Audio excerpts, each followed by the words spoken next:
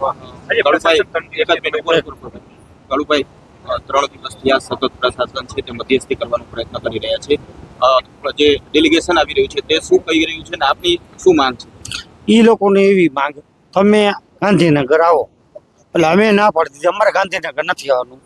અમારે અહીંયા પરિપત્ર અને મુખ્યમંત્રીને મળવાનો પત્ર મળે તો જ 4 છોકરો 5 છોકરો જશે, બાકી અમારે બીજા કોઈ, અમે ઉપવાસવાળા તો અહીંયા જ રહેશું. ખાસ કાળુભાઈ, ગુજરાતભરમાંથી ખેડૂતોનું સમર્થન મળી રહ્યું છે. હવે વાત જેતપુર પૂરતી નથી રહી. જો આવનારા દિવસોમાં સરકાર દ્વારા માંગ સ્વીકારવામાં આવશે તો કયા પ્રકારની માંગ હશે તો જ આ ઉપવાસ છાવણી છે તે સમેટાય છે? હવે ગુજરાત આખાનું તમામ આવે, તમે જુઓ 12થી વધેથી, એટલે ગુજરાત આખાનું પતે ને તો જ હવે અમારા આગળ વધો, બાકી નહીં. ગાંધીનગર જાતે કેટલા 5 જ જશે. બોલે તો અમે ના જ પાડીએ, બને તે દી અમારા ઘણા હે તો સમજી લ્યો, અમે ના પાડીએ. હવે છતાંય છોકરો જો 6 દીથી ઉપવાસમાં હે છતાંય લઈ જવાની માંગ કરે, હવે 4-5 છોકરાઓને મોકલશું તો એ પરિપત્ર અમને આપે અને મુખ્યમંત્રીનો પત્ર આવે તો જ, બાકી નહીં. આજ આવો બાકી જેવું નહીં પતે તેવું જ.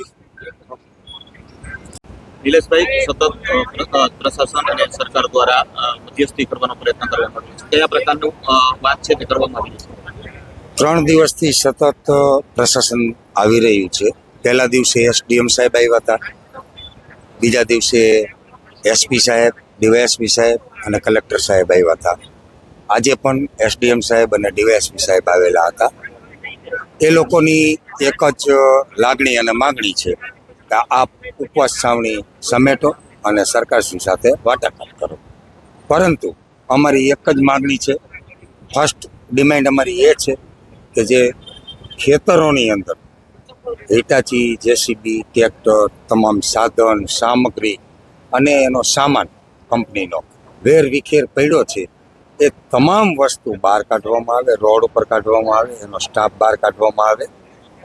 ત્યારબાદ સરકારશ્રી તરફથી લેખિત જે કંઈ ડિક્લેરેશન કરી અને ગુજરાત માટેનો કાયદો, લો કે પરિપત્ર બનાવવાનો હોય તે લેખિતમાં મુખ્યમંત્રીશ્રીના વેરીફાઈ થયેલું અમને અહીંયા પહોંચાડવામાં આવે.